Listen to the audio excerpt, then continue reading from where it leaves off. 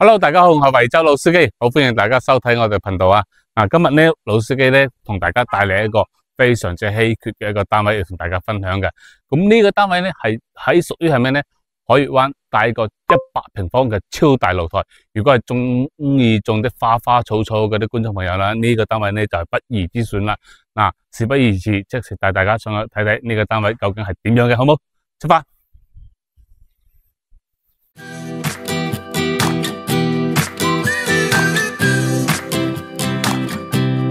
Take me to the place I used to run. Remember the house where I was born. But baby, you don't know me. My baby, you don't know. 好啦，各位觀眾朋友，我哋就上咗呢個單位嘅樓上啦。咁我哋而家所處嘅位置呢，正好係我哋呢個單位嘅一個空中花園。我哋睇咗一下呢，呢個單位嘅一個空中花園啊。 足足有100個平方，非常之大，非常之好用。如果中意養花花草草啊，同埋養寵物嘅呢，就非常之適合啦。咁然之後有100個平方啦，可以平時喺呢度亦都可以做翻個陽光房，或者喺呢度做翻個陽光房，係完全冇問題嘅。咁平時中意家庭聚會啊、人多啊咁樣呢啲就非常之合適啦。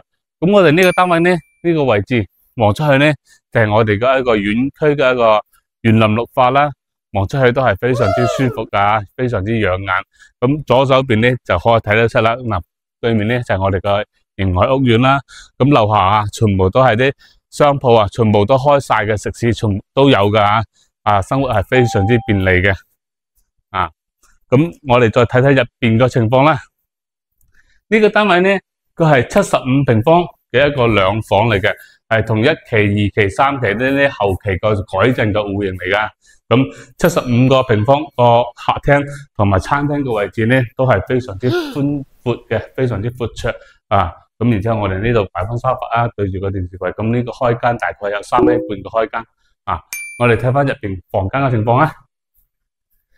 呢個業主買到嚟呢，佢係有住嗰一段時間，大概都係3、5個月，咁然之後呢，而家啲家私啊、家電啊，全部清晒走噶啦，而家係按現狀吉屋交付嘅。 咁佢全部都係一個成面牆都係一個玻璃窗，所以嗰個採光係非常之好嘅。雖然我哋喺2樓，但係而家光線都係非常之光猛嘅。牆身保養得非常之好，冇任何滲水漏水嘅跡象。同埋呢，唯一嘅缺點咧就係咩咧？係有住過，咁就會可能搞得有少少花咯。自己再油一油個牆身就完全冇問題噶啦。咁我哋專人房一出嚟咧，旁邊就係我哋嘅衛生間啦。 衛生間亦都係有6個平方度啊，咁亦都係做到咗乾濕分離噶吓。咁好多呢種兩房咧，其實嘅話係好少做到乾濕分離嘅。咁睇翻我哋嘅小客房啦，咁呢個客房大概咧係有成10個平方，係一個長方形，所以嘅話如果你係人多，可以擺2張係米半唔係米3嘅床係冇問題嘅。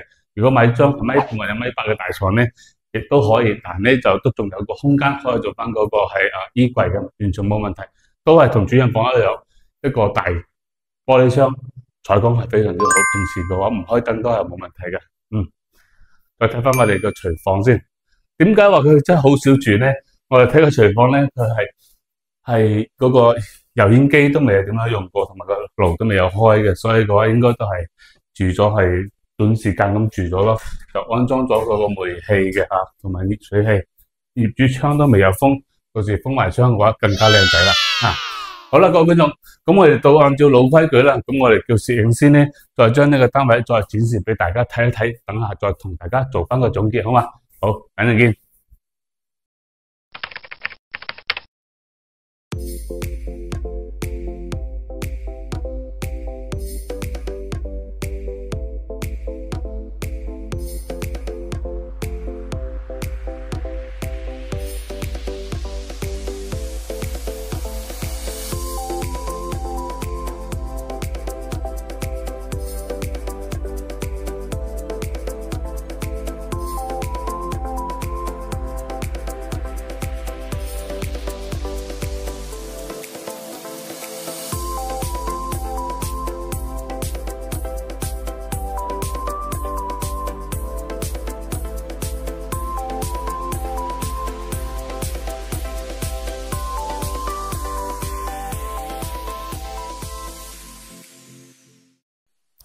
好啦，各位觀眾朋友，剛才我哋攝影師係將入邊嘅情況咧就呈現咗俾大家睇咗啦。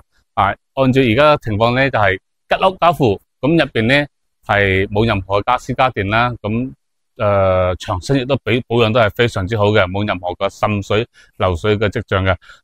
咁而家呢個單位咧業主咧係紅本在手，隨時過戶嘅。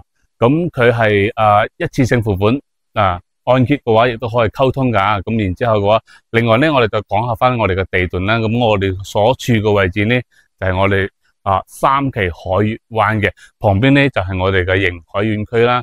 咁然之後樓下咧都係全部都係啲食肆同埋嗰個啲餐廳嗰啲便利店嗰啲商鋪洗腳按摩全部都有晒噶啦，一排個即係兩排個嗰啲商鋪全部都開晒噶啦，生活係非常之便利嘅。咁然之後我哋呢度直望過去咧，亦都可以望到我哋嘅一個係3期嘅阿婆國菜市場嘅。咁平時坐車翻嚟咧，亦都係可以喺我哋個迎海屋苑門口可以落車。咁我哋喺呢度翻嚟嘅話，喺呢個屋苑門口旁邊有個小門，直接翻入嚟就 OK 噶啦。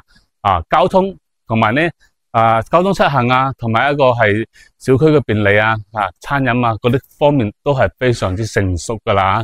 咁再講翻咁好似呢個單位帶咁大嘅露台嘅，成8個平方，係屬於係非常之稀缺嘅一種戶型啦。咁而家咧業主係急賣噶，價錢係38萬8，呢個價係非常之靚仔嘅，等於買到小別墅噶啦。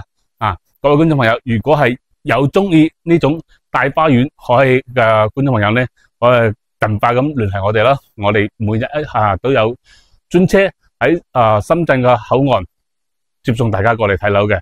咁上方有我哋嘅 WhatsApp同埋個微信嘅。記得訂閱老司機帶你周圍飛。